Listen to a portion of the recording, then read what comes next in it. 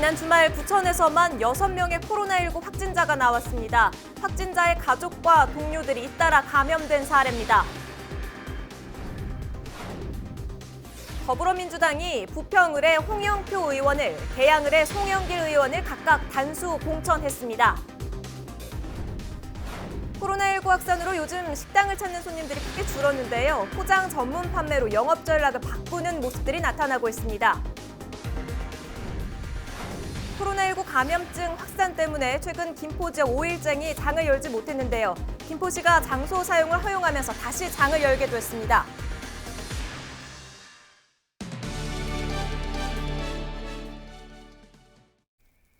시청자 여러분 안녕하십니까? 헬로티비 뉴스입니다. 먼저 우리 동네 총선 동향부터 살펴보겠습니다. 오늘은 김포 갑 지역으로 가봅니다. 김포 갑 지역도 우여곡절 끝에 더불어민주당과 미래통합당이 후보를 확정지었습니다. 혼란에 혼란을 거듭했던 김포 갑 총선 분위기 짧은 영상으로 담아봤습니다.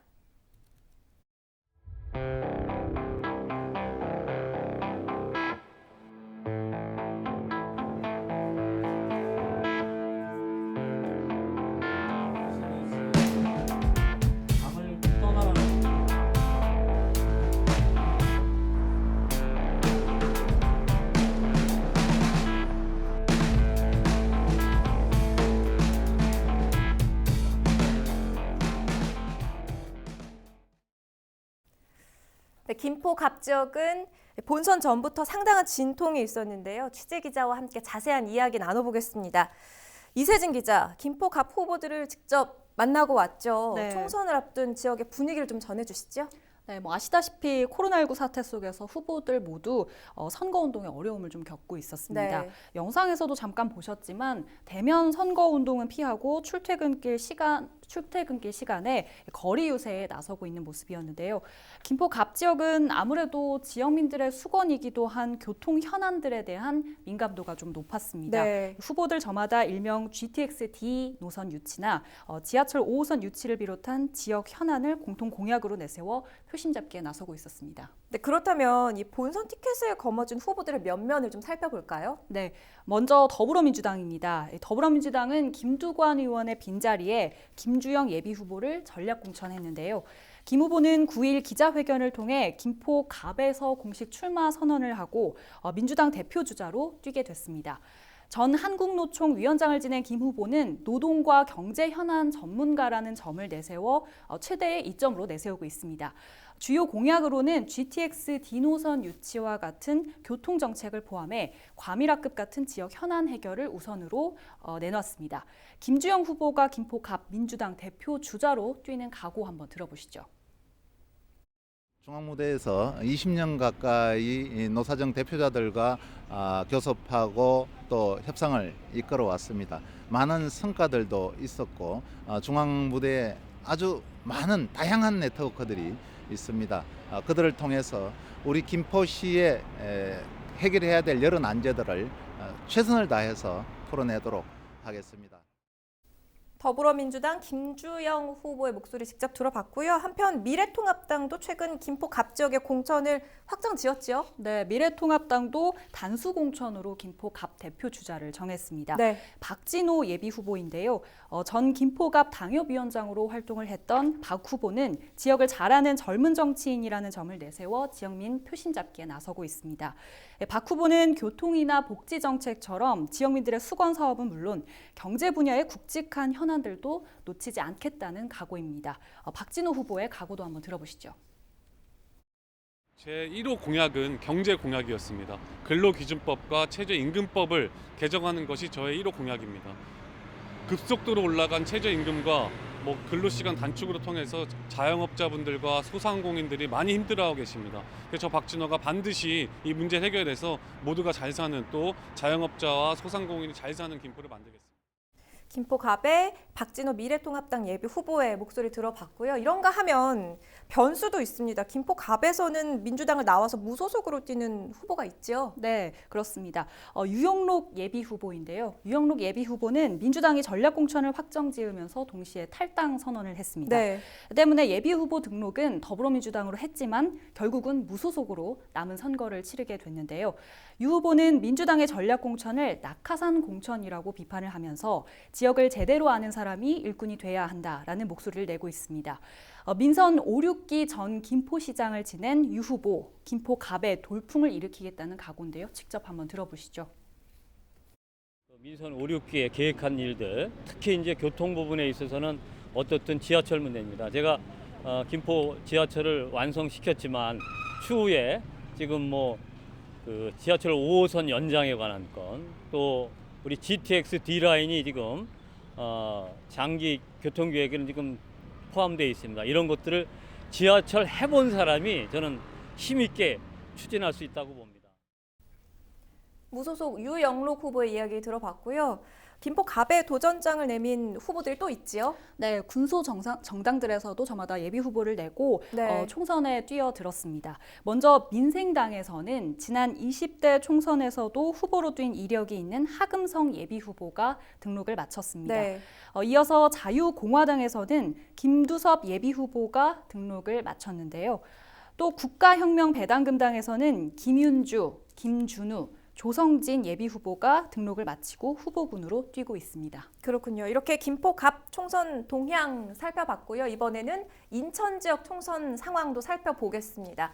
더불어민주당의 홍영표 의원을 부평 의뢰 단수 공천했죠? 네, 그렇습니다. 더불어민주당이 지난 8일 지역구 30곳에 단수 후보자를 추천을 했습니다. 부평 의뢰 현역이죠. 홍영표 국회의원을 단수 공천하기도 했는데요. 예상했던 바이긴 합니다. 앞서 미래통합당에서는 강창규 예비 후보가 이미 예비 후보 등록을 하고 선거운동을 하고 있습니다. 구본철 예비 후보와의 경선을 이기고 본선에 진출을 했는데요. 정의당에서는 김응호 예비 후보가 일찌감치 출마 선언을 하고 선거운동을 하고 있습니다. 네, 알겠습니다. 이번에는 계양을 선거구도 살펴보죠. 민주당이 계양을 선거구에 예상했던 대로 송영길 국회의원을 단수 공천했다고요? 네, 그렇습니다. 홍영표 의원과 같은 날 공천을 받았습니다. 민주당이 계양 의뢰 현역인 송영길 국회의원을 단수 공천했는데요. 송영길 의원 5선에 도전을 합니다. 네. 앞서 미래통합당은 일찌감치 윤영성 전 인천시 의사협회장을 계양을 선거구로 이제 공천을 했죠. 현재 예비 후보 등록을 하고 선거운동을 펼치고 있는데요. 이외에도 민중당에서는 고혜경 예비 후보, 그리고 국가혁명배당금당에서는 정대수, 홍은성 예비 후보가 각각 예비 후보 등록을 마친 상황입니다. 네, 총선 동향 여기까지 듣겠습니다. 이세진 기자였습니다.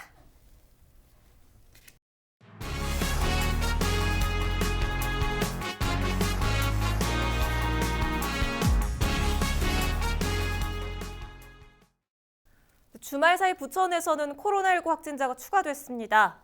취재기자와 자세한 이야기 나눠보죠. 이정화 기자, 주말 사이 또 환자가 발생했다고요? 네, 부천에서는 주말 동안 코로나19 확진자 소식이 추가로 들려왔습니다. 네. 장덕천 부천시장은 지난 7일 자신의 사회관계망 서비스에 20대 여성과 40대 남성이 코로나19 확진 판정을 받았다고 밝혔습니다. 네, 이 두 확진자의 경우는 동선이 공개가 됐죠. 특별한 부분이 있습니까? 네, 10번째 확진자인 20대 여성은 지난달 24일부터 지난 5일까지 대부분 자택에 머물렀습니다. 하지만 지난달 25일과 28일에는 인근 병원, 약국 등을 걸어서 다녀왔고 지난 2일에도 도보로 편의점을 방문한 것으로 파악이 됐지만 이때 접촉자는 없었던 것으로 확인이 됐습니다. 네. 지난 6일에는 코로나19 증상을 보이면서 왕복으로 택시를 이용해 부천시 보건소에 다녀왔고요. 이 확진 판정을 받은 지난 7일에는 경기도 의료원 포천병원으로 옮겨졌습니다. 다음으로 11번째 확진자인 40대 남성은 주말이었던 지난달 29일부터 이틀 동안은 자택에서 머물렀습니다. 그리고 나서 지난 2일부터 나흘 동안 오정동에 위치한 회사에서 근무한 것으로 확인이 됐고요. 이어서 지난 6일에 순천향대학교 부천병원 선별진료소를 찾아 코로나19 검사를 받았는데 지난 7일에 확진 판정을 받으면서 역시 경기도의료원 포천병원으로 옮겨졌습니다. 그렇군요. 주말 이후에도 계속 확진자가 나오고 있는 상황이죠? 예. 그렇습니다. 지난 7일에 2명의 확진자가 발생한 데 이어서 이튿날 바로 추가로 4명이 더 늘어났고요.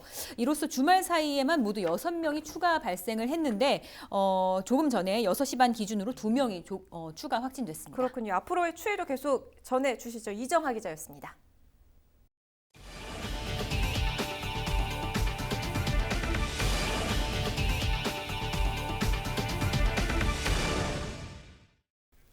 코로나19의 여파로 김포 지역 5일장이 그동안 문을 닫았었죠. 상인들의 피해가 이만저만이 아니었는데요.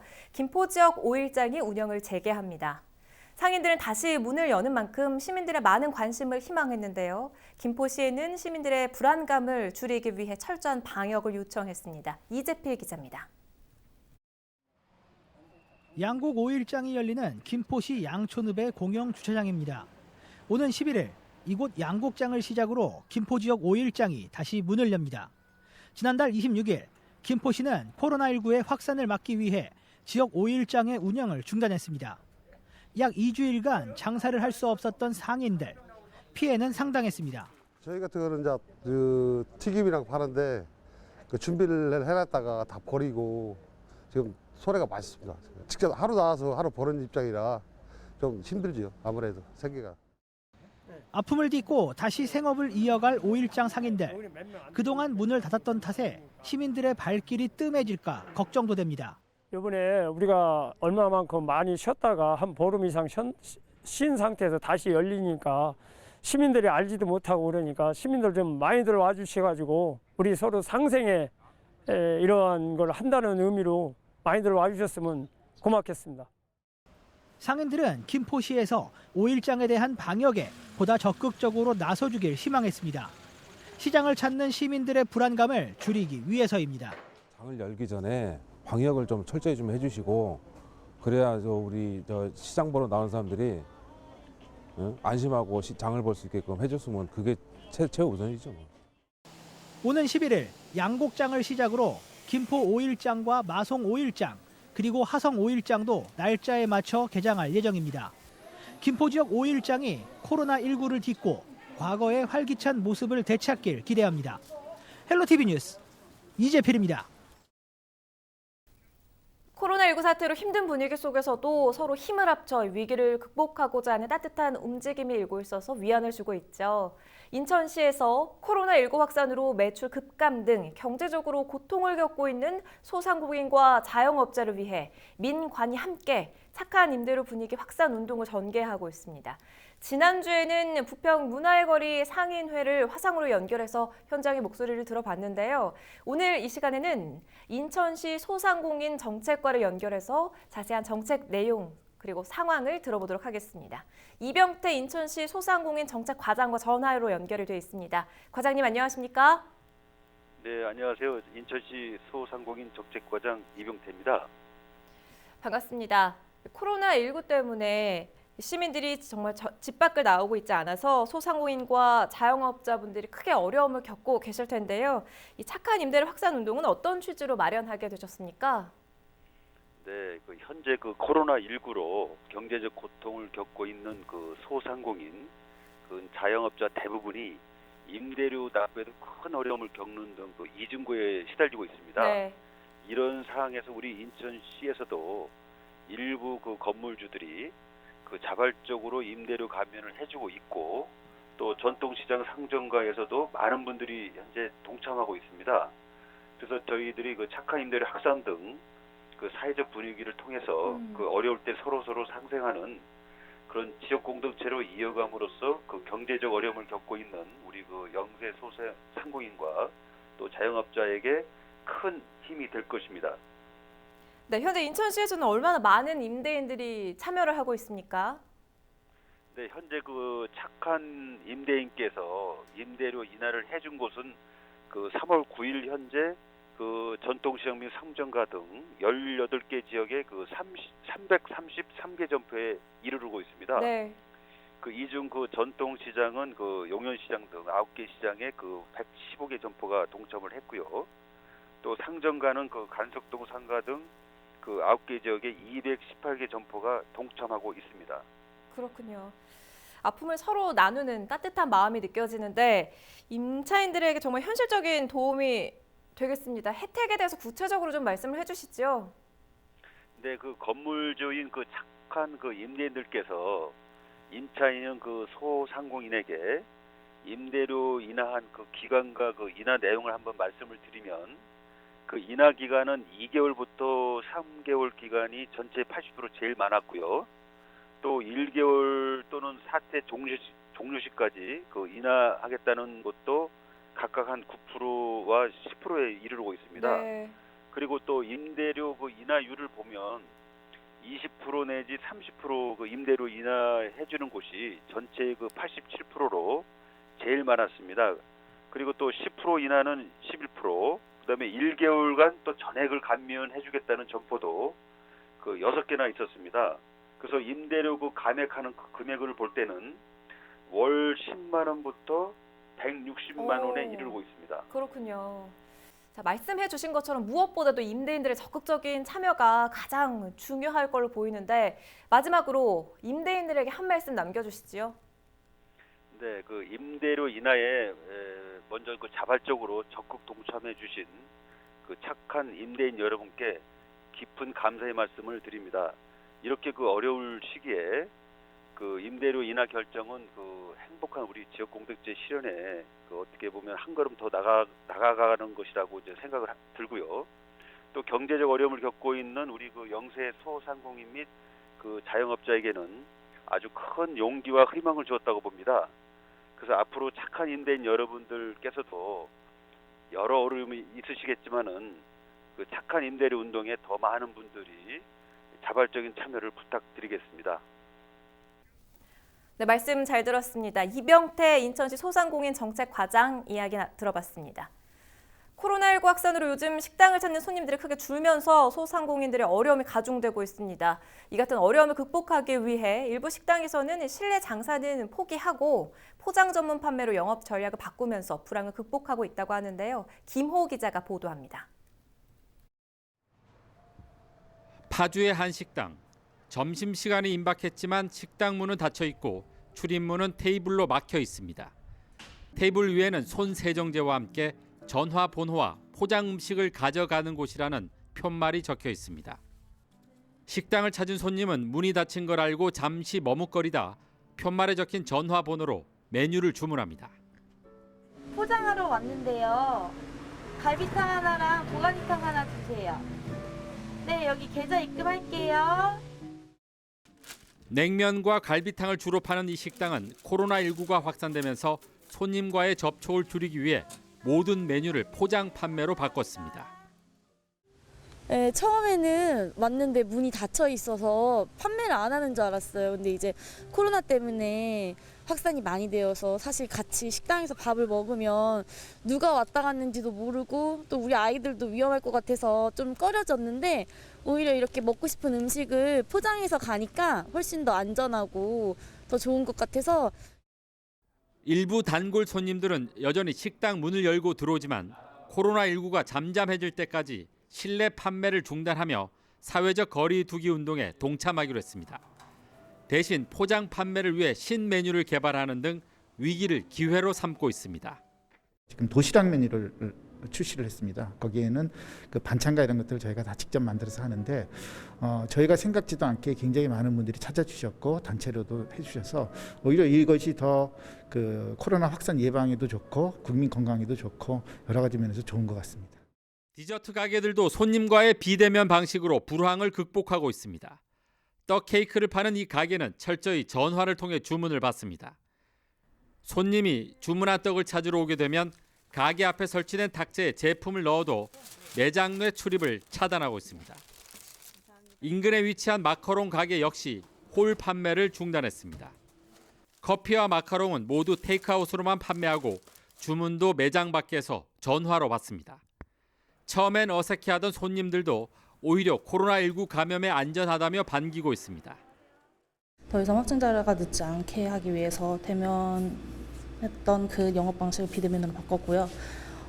매출에 대해서는 그 전에 계속 찾아주시던 분들이 오히려 더 좋아하셔가지고 그래서 계속 그 전이랑 비슷하게 유지를 하고 있는 것 같아요. 코로나19로 어느 때보다 어려움을 겪고 있는 골목 상권. 비대면 접촉이라는 새로운 영업 방식으로 코로나19 확산도 막고 불황도 극복하고 있습니다. 헬로티비 뉴스 김호입니다. 네, 이상으로 뉴스를 마칩니다. 저희는 언제나 여러분 곁에 있겠습니다. 시청해주신 여러분 고맙습니다.